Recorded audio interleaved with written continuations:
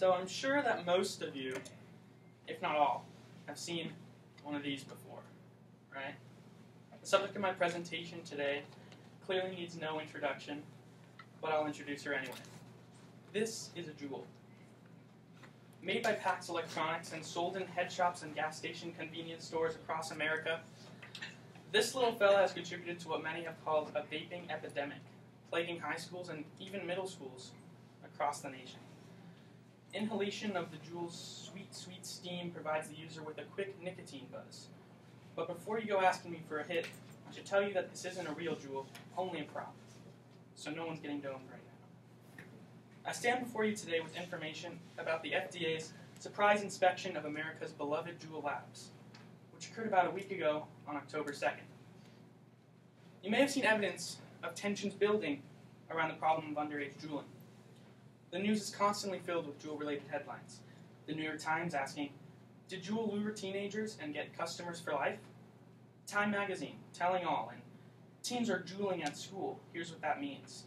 And NPR sharing that teenagers say Juul is a discreet way to vape in class.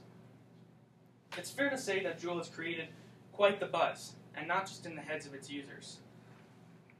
All of this hullabaloo came to a head when the FDA raided the company and seized over 1,000 pages regarding Juul's advertising and marketing practices. You see, the FDA believes that the vape's fruity flavors and sleek design are made to appeal to a younger audience, an underage audience, an illegal audience. But why is the FDA so vigorously fighting to take down Juul? What makes Juuling such a problem? Well, health-wise, we don't really know if vaping is harmful, but it's probably not helpful for your lungs. And you know what's taking a harder hit than your lungs? Pun intended? Your wallet. A Juul itself is like $50, and a pack of 4 tiny pods of juice costs like $30.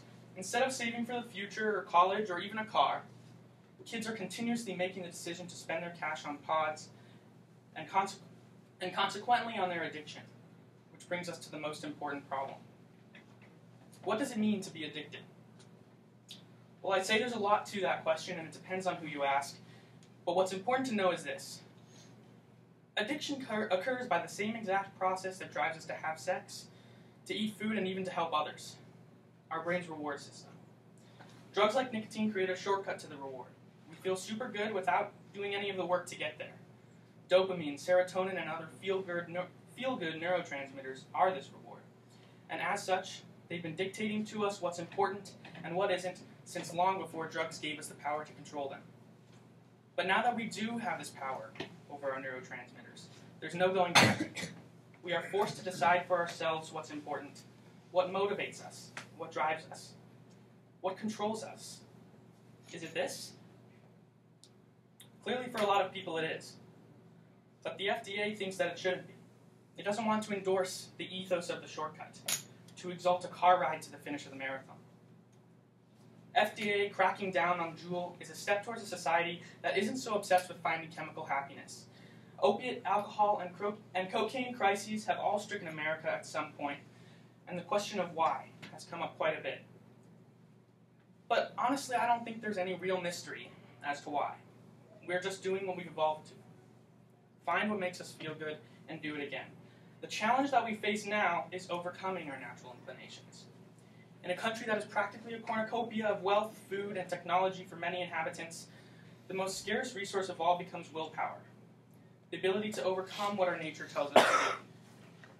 The FDA is trying to help protect us from our own natural urges, which can be easily taken advantage of by companies like Juul who have addictive chemicals for sale. The fight against our own will is only going to get harder as the world and society develops. And personally, I'm willing to take all the help I can get.